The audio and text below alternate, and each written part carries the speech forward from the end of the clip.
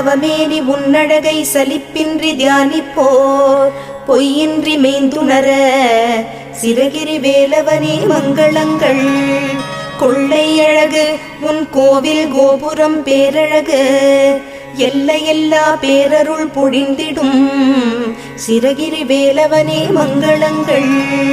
முல்லை மலரோடு வருவோரை விழிநோக்கி உனை நம்பினோரை கைவிடாத சிறகிரி வேலவனே மங்களங்கள்.